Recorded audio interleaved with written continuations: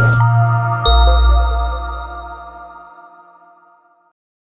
Everybody, मेरो school online learning प्लेटफर्ममा यहाँलाई स्वागत छ। आज हामी स्ट्रेन्थ अफ मेटेरियलको chapter 1 axial forces, shearing force and bending moment च्याप्टरमा छौं। आजको यस भिडियोमा हामी shear force, bending moment and axial force for determinate स्ट्रक्चरको बारेमा पढ्न जानेछौं। ढिला नगरी आजको टपिकमा अगाडि बढौं। अब हामीले पहिला नै पढिसकेका छौं डिटर्मिनेट स्ट्रक्चर भनेको के हो भनेर। त्यो यस्तो स्ट्रक्चर हो जसमा चाहिँ हामीले के गर्न सक्छौं त भन्दाखेरि जुन हाम्रो नम्बर अफ इक्विलिब्रियम इक्वेसन छ त्यसले सबै इन्टरनल फोर्सेसहरु निकाल्न सक्छौं। ल अब त्यति भन्दै गर्दाखेरि एउटा हामी बीमको सेक्सन मानौ यो चाहिँ हाम्रो के हो त बीमको सेक्सन हो। अब यसमा कसरी लोडहरु लागिएको छ त भन्दाखेरि हेरौं त यहाँनेर एउटा F1 फोर्स लागिएको छ, यहाँनेर अर्को F2 फोर्स लागिएको छ। अब हेरौं त यो सर्टेन एउटा एंगलमा छ, न होरिजन्टल छ न भर्टिकल छ, तर फोर्स भनेको के हुन्छ त भेक्टर क्वान्टिटी हुन्छ। त्यही भएर यसलाई हामीले होरिजन्टल र भर्टिकलमा के गर्न सक्छौं त रिजल्भ गर्न सक्छौं। अब त्यसरी भन्दै गर्दाखेरि यदि यी दुईटा फोर्स लाउँदाखेरि पनि यो बीम चाहिँ यदि इक्विलिब्रियममा छ भने के हुनुपर्छ त भन्दाखेरि यसको प्रत्येक पार्ट चाहिँ इक्विलिब्रियममा हुनुपर्छ। अब भनेपछि मानौ यहाँनेर हामीले यो बीमलाई काट्यौं। अब के भयो त यतापट्टिको सेक्सनलाई हामीले सेक्सन A भन्यौं, यतापट्टिको सेक्सनलाई हामीले सेक्सन B भन्यौं। अब यिनीहरुलाई इन्डिभिजुअली हामीले ड्रा गर्ने हो भने के हुन्छ त भन्दाखेरि हेरौं त यो हाम्रो सेक्सन A भयो र यो हाम्रो सेक्सन B भयो। अब यसमा अप्लाइड फोर्स F2 छ, अब यसमा अप्लाइड फोर्स F1 छ। अब यसो गर्दाखेरि पनि प्रिन्सिपल अफ इक्विलिब्रियमले के भन्छ भन्दाखेरि यी दुईटा यदि यहाँनेर हाम्रो इक्विलिब्रियम थियो भने यसरी छुट्याउँदाखेरि पनि इन्डिभिजुअली यिनीहरु के हुनुपर्छ त इक्विलिब्रियममा हुनुपर्छ। भनेपछि अब यो फोर्सको कारणले हेरौं त यसमा एक्सियल फोर्स पनि आउने भयो। एक्सियल फोर्स भनेको के हुन्छ त अलोङ द एक्सिस हुन्छ। त्यसपछि शियर फोर्स पनि हुने भयो, त्यो भनेको परपेन्डिकुलर टु द एक्सिस हुन्छ। त्यसैगरी यसले गर्दाखेरि मोमेन्ट पनि आउन सक्ने भयो। अब हामी के भनौं त भन्दाखेरि यो जुन सेक्सन छ यहाँ हामीले काटेको त्यो पोइन्टमा यहाँनेर हाम्रो हेरौं त यसरी एक्सियल फोर्स N आउँछ, त्यसपछि यसरी शियर फोर्स V आउँछ र यसरी मोमेन्ट M आउँछ भने अब यो पोइन्टमा त के हुनुपर्छ त इक्विलिब्रियम हुनुपर्छ। भनेपछि यो पोइन्ट र यो पोइन्ट त सेम हो किनकि हामीले यहीँनेर सेक्सन काट्यौ। भनेपछि अब यो पोइन्टलाई हामीले यहाँ तल राख्ने हो भने यो एक्सियल फोर्सलाई ब्यालेन्स गर्नको लागि यहाँनेर यसरी N फोर्स नै आउनु पर्यो तर अपोजिट डिरेक्सनमा। त्यसैगरी यहाँनेर V फोर्स आउनु पर्यो तर अपोजिट डिरेक्सनमा र मोमेन्ट पनि के आउनु पर्यो त यहाँनेर क्लकवाइज छ भने यहाँनेर एन्टी क्लकवाइज आउनु पर्यो M म्याग्निट्युडकै। यति भएपछि के हुन्छ त यिनीहरु इक्विलिब्रियममा हुन्छन्। अब यो पहिलो कुरा भयो। अब यिनीहरुलाई हामीले के भनिसकेका छौं त भन्दाखेरि इन्टरनल फोर्सेस भनिसकेका छौं। भनेपछि कुनै पनि मेम्बरको हामीले इन्टरनल फोर्सेसहरु निकाल्नु पर्यो भने शियर फोर्स, बेन्डिङ मोमेन्ट र एक्सियल फोर्स निकाल्नु पर्दो रहेछ। ल अब भनेपछि सबभन्दा सुरुमा केबाट सुरु गरौँ त भन्दाखेरि शियर फोर्स भनेको के हो? शियर फोर्स अथवा यसलाई हामी सर्ट फर्ममा भन्दाखेरि SF पनि भन्छौं। अब यहाँ जस्तै हामीले हेरौं त यो काटेको सेक्सनमा शियर फोर्स भनेर V लगाएका छौं। त्यो एक्चुअलीमा के हुन्छ त भन्दाखेरि जुन सेक्सनमा हामी काट्छौं त्यो सेक्सनको राइट साइड अथवा लेफ्ट साइड तिरको शियर फोर्सहरुको के हुन्छ त अल्जेब्रिक सम हुन्छ। भन्नुको अर्थ यहाँनेर हेरौं त हामीले यसरी सेक्सन काट्दाखेरि यो F1 फोर्स के हुन सक्छ त भन्दाखेरि यसरी हामीले V1 बनाएका हुन सक्छौं रिजल्भ गर्दाखेरि। त्यसैगरी यसरी रिजल्भ गरेर N1 बनाएका हुन सक्छौं, होरिजन्टल र भर्टिकल कम्पोनेन्टमा भयो। त्यसैगरी अब यसलाई हामीले हेरौं त V2 र N2 मा रिजल्भ गर्न सक्छौं। अब भनेपछि के हुन्छ त यो सेक्सनमा हामी गइसकेपछि अब हामीले यदि मानौ अपवर्ड फोर्सलाई चाहिँ पोजिटिभ लिएको छौं भने यो सेक्सनमा हामीले शियर फोर्स निकाल्नु पर्यो भने कसरी निकाल्छौं त भन्दाखेरि हेरौं त यसको यतापट्टिको फोर्स के हुन्छ त यो डाउनवर्ड छ। डाउनवर्ड छ भने चाहिँ हामीले त्यसलाई के भन्छौं त नेगेटिभ छ भनेर भन्छौं। भनेपछि नेगेटिभ V1 भयो। त्यसैगरी यसको यतापट्टि हेरौं त डाउनवर्ड छ फोर्स। अब डाउनवर्ड छ भने हामीले के हुन्छ भनेका छौं त नेगेटिभ नै हुन्छ भनेका छौं। भनेपछि माइनस V2 हुने भयो। अब यी दुईटा चाहिँ एकअर्कासँग के हुनुपर्ने भयो त बराबरी हुनुपर्ने भयो। भनेपछि हेरौं त V1 = V2 हुनुपर्ने भयो र यी दुईटै चाहिँ के हुन्छ त भन्दाखेरि यो सेक्सनमा आउने शियर फोर्स हुन्छ। भनेपछि डेफिनेसन लेखौं यसको shear force at a section can be defined as algebraic sum of all the transverse forces either to the left or to the right of the section। हेरौँ त हामीसँग यहाँनिर त एउटा फोर्स मात्र भयो। यदि यसरी तलबाट हामीले अर्को पनि फोर्स लगाएका थियौं भने त्यसबाट आउने पनि शियर फोर्सलाई हामी अब के गर्थ्यौं त यहाँनिर जस्तै यदि हाम्रो V3 फोर्स आउँथ्यो भने अब प्लस V3 गर्नु पर्थ्यो। यो अझै पनि के हुन्थ्यो त यही V1 सँगै बराबरी हुनु पर्थ्यो। पछि V1 = V2 - V3 हुन्थ्यो यहाँनिर। यो चीज हामीले बुझ्नु पर्छ। भनेपछि अब यसलाई हामीले म्याथमेटिकली देखाउनु पर्यो भने कसरी देखाउन सक्छौं त भन्दाखेरि SF = समेसन V कि त लेफ्ट पट्टिको और समेसन V कि त राइट पट्टिको, जतापट्टिको गरे पनि बराबरी नै आउनुपर्छ। इक्विलिब्रियम भएको कन्डिसनले यो भयो।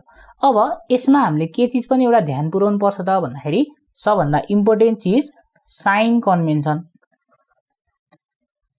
अब हामीले कतापट्टिको फोर्स लिँदाखेरि पोजिटिभ लिने, कतापट्टिको फोर्स लिँदाखेरि नेगेटिभ लिने भनेर हामीसँग स्ट्यान्डर्ड रुल हुन्छ। त्यो रुललाई फलो गर्नुपर्छ हामीले इक्वेसनहरु सल्भ गर्दाखेरि। भन्छ हामीले जस्तै पोजिटिभको ठाउँमा नेगेटिभ लियो भने त अभियसली मिस्टेक भइहाल्छ। त्यही भएर सबभन्दा इम्पोर्टेन्ट चीज चाहिँ यो हो, शियर फोर्समा हामीले ध्यान दिनुपर्ने। भनेपछि पहिला यसको रुल लेखौं। हेरौं त shear force at a section is positive if resultant of all transverse force to the right of the section is downward or to the left of the section is upward। ल हेरौं त यो रुलले के भन्छ त भन्दाखेरि हामीले यसरी एउटा बीममा यहाँनिर सेक्सन काट्यौं भने अब यतापट्टि जुन हाम्रो फोर्स हुन्छ शियर फोर्स अथवा ट्रान्सफर्स फोर्स भनेको के हुन्छ त एक्सिस अफ द स्ट्रक्चरको के हुन्छ त परपेन्डिकुलरमा लाग्ने, त्यसलाई नै हामीले के भन्छौं त शियर फोर्स भन्छौं।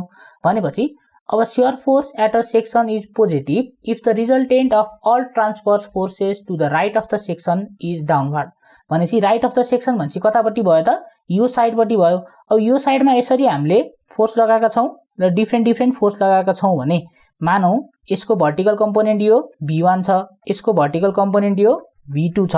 अब यिनीहरुको रिजल्टेन्ट भनेको के हुन्छ त अपोजिट डाइरेक्सनमा छ भने V1 - V2 हुन्छ अथवा V2 - V1 हुन्छ। यदि V1 को म्याग्निट्युड ठूलो छ V2 भन्दा भने के हुन्छ त यो रिजल्टेन्ट फोर्स चाहिँ डाउनवर्ड तिर गइरहेको हुन्छ। भनेपछि resultant of all transverse forces to the right of the section is downward भन्नुको अर्थ यतापट्टिकोमा यो V1 को म्याग्निट्युड चाहिँ ठूलो छ V2 भन्दा अथवा अन्य कुनै अपवर्ड फोर्स छ भने तिनीहरुको सबै जोड्दाखेरि जस्तै मानौ यहाँनिर V3 छ अर्को भनेपछि V1 चाहिँ V2 र V3 भन्दा ठूलो छ दुईटै जोड्दाखेरि पनि भने त्यस्तो कन्डिसनमा यिनीहरुको रिजल्टेन्ट के हुन्छ त डाउनवर्ड फोर्स आउँछ। भनेपछि त्यस्तो कन्डिसनमा चाहिँ अब के हुने भयो त यहाँनिर आउने शियर फोर्स चाहिँ पोजिटिभ हुने भयो। त्यसैगरी अर्को पनि के कन्डिसन छ त भन्दाखेरि यतापट्टि हेरौं त यहाँनिर हाम्रो V4 V5 र V6 यसरी छ भने यतापट्टिको रिजल्टेन्टमा अब के हुनुभयो त V4 - V6 - V5 हुनुभयो अथवा V6 + V5 - V4 हुनुभयो। यस्तो कन्डिसनमा हेरौं त अब के हुन्छ त left of the section is upward भनेको छ। भनेपछि लेफ्ट अफ द सेक्सनमा चाहिँ V6 र V5 को सम गर्दाखेरि V4 भन्दा बढी भयो भने के हुन्छ त पोजिटिभ हुन्छ। भनेपछि हामीले बेसिकली के बुझ्नु पर्यो त भन्दाखेरि यो एउटा हाम्रो सेक्सन छ, यतापट्टि चाहिँ हाम्रो डाउनवर्ड फोर्स लागेको छ र यतापट्टि चाहिँ हाम्रो अपवर्ड फोर्स लागेको छ भने यसबाट आउने शियरले चाहिँ के दिन्छ त पोजिटिभ साइन दिन्छ।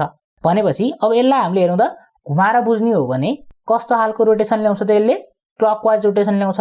भनेपछि हामीले याद गर्नको लागि के भन्न सक्छौं त भन्दाखेरि क्लकवाइज रोटेसन ल्याउने शियर फोर्सलाई चाहिँ हामी के भन्छौं त पोजिटिभ भन्छौं र एन्टी क्लकवाइज ल्याउने शियर फोर्सलाई चाहिँ हामी के भन्छौं त नेगेटिभ भन्छौं भनेर बुझ्न पाउँछौं। अब यसैको अपोजिट हाम्रो के हुन्छ त अब यदि हेरौं त यसरी हामीले सेक्सन काट्दाखेरि यहाँनिर चाहिँ अपवर्ड फोर्स लागिरहेछ यहाँनिर चाहिँ डाउनवर्ड फोर्स लागिरहेछ भने त्यो कन्डिसनमा हाम्रो शियर फोर्स के हुन्छ त नेगेटिभ हुन्छ। ल यो भयो हाम्रो शियर फोर्सको डेफिनेसन। अब त्यसपछि नेक्स्टमा हाम्रो के छ त भन्दाखेरि बेन्डिङ मोमेन्ट। भनेपछि 2 नम्बरमा बेन्डिङ मोमेन्ट। ल अब शियर फोर्समा जस्तै यसमा पनि के हुन्छ त भन्दाखेरि हाम्रो कुनै पनि एउटा बीम छ भने त्यसमा हामी के गर्छौं त सेक्सन काट्छौं। अब सेक्सन काट्दाखेरि यतापट्टि लागेको शियर फोर्स अथवा कुनै एउटा मोमेन्ट नै जस्तै मानौ यसरी शियर फोर्स लायो भने यो शियर फोर्सले यहाँदेखि यहाँसम्मको डिस्टेन्सले मल्टिप्लाई गर्ने हो भने अब त्यसले के निकाल्छ त बेन्डिङ मोमेन्ट निकाल्छ। त्यसैगरी मानौ यहाँनेर यम म्याग्निट्युडको यसरी मोमेन्ट नै लगाछ भने यही ट्रान्सफर हुँदै हुँदै यहाँसम्म नि के नै हुन्छ त यम म्याग्निट्युडको बेन्डिङ मोमेन्ट नै लाग्छ।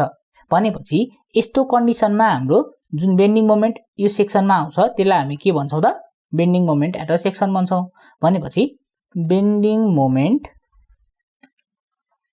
at a section is defined as algebraic sum of moments of all forces either to the left or right of the section। ल भनेपछि के भयो त यदि यतापट्टि यम म्याग्निट्युडको मोमेन्ट लागेको छ भने यतापट्टि पनि अब त्यसैलाई इक्विलिब्रियममा ल्याउनको लागि के लाग्नु पर्यो त यम म्याग्निट्युडको मोमेन्ट लाग्नु पर्यो तर अपोजिट डिरेक्सनमा।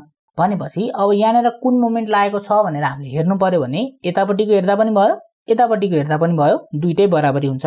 भनेपछि यसलाई पनि देखाउँदाखेरि हामी यम इक्वल्स टु कसरी देखाउन सक्छौँ त भन्दाखेरि समेसन यम इदर लेफ्टपट्टिको अथवा समेसन यम इदर राइटपट्टिको।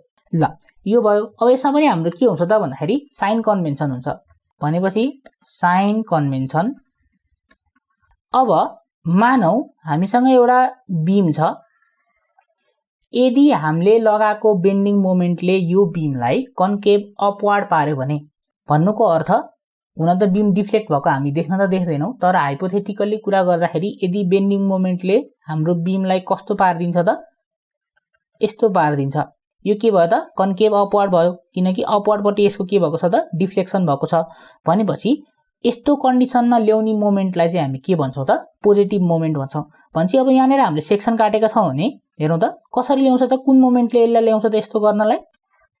हेरौँ त यतापट्टि अथवा लेफ्ट ह्यान्ड साइडपट्टि हाम्रो के हुनु पर्यो त क्लकवाइज मोमेन्ट हुनु पर्यो र राइट ह्यान्ड साइडपट्टि हाम्रो के हुनु पर्यो त एन्टी क्लकवाइज मोमेन्ट हुनु पर्यो। भनेपछि यदि कुनै शियर फोर्सले राइट ह्यान्ड साइडपट्टि हाम्रो के गर्छ त एन्टी क्लकवाइज मोमेन्ट ल्याउँछ भने त्यसलाई हामी पोजिटिभ बेन्डिङ मोमेन्ट भन्छौँ र यदि कुनै शियर फोर्सले लेफ्ट ह्यान्ड साइडपट्टि हाम्रो क्लकवाइज मोमेन्ट ल्याउँछ भने त्यसलाई हामी फेरि पोजिटिभ बेन्डिङ मोमेन्ट नै भन्छौँ। भनेपछि यहाँनेर यसरी शियर फोर्स लागेको छ अथवा यतापट्टि यसरी शियर फोर्स लागेको छ भने अब यहाँबाट आउने बेन्डिङ मोमेन्टलाई पनि हामी के भन्छौँ त पोजिटिभ नै भन्छौँ।